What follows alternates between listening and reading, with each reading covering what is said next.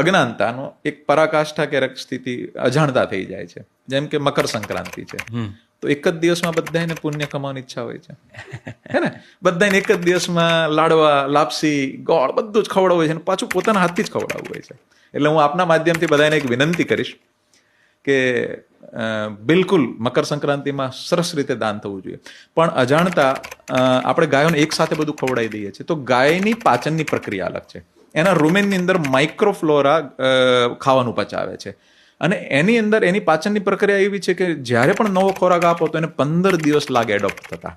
અચ્છા. હવે અચાનક કાર્બોહાઈડ્રેટ અચાનક ખૂબ પેટમાં જતું રહ્યું તો એના માઇક્રોબ્સ પચાવવા માટે તૈયાર નથી, તો એ ડિસ્ટર્બ થશે, એને આફરો આવશે, અને કેટલી મોટી સંખ્યામાં મૃત્યુ પણ થતા હોય છે. એટલે અજાણતા પુણ્ય કરતા કરતા પાપ થઈ જાય.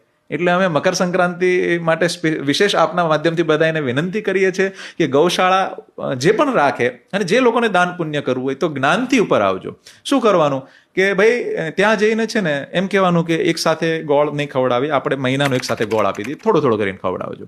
એક સાથે ચારો નહીં, આપણે ચારો આપીએ, થોડો થોડો ખવડાવો. લાપસી એક સાથે નહીં, આવી રીતે કરો. પૈસાનું દાન પણ આપી શકો, પણ જો તમારા હાથથી જ ખવડાવવાની ઈચ્છા હોય ને તો 30 દિવસ જઈને રોજ રોજ ખવડાવજો.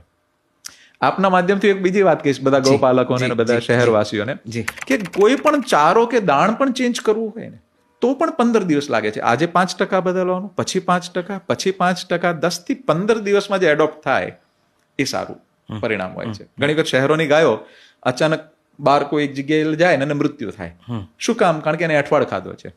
હવે એઠવાડ ખાધેલી ગાયને ગમે એવો સરસ મજાનો ઘાસચારો આપશે ને તો એ તે ગાયનું મૃત્યુ નિશ્ચિત ઓલમોસ્ટ હોય છે. કેમ કે એનું રૂમેન એઠવાડ માટે એ સેટલ થઈ ગયું હોય છે. તો એને ધીરે ધીરે પહેલા એઠવાડમાંથી પાકેલું ભોજન દેવું પડશે.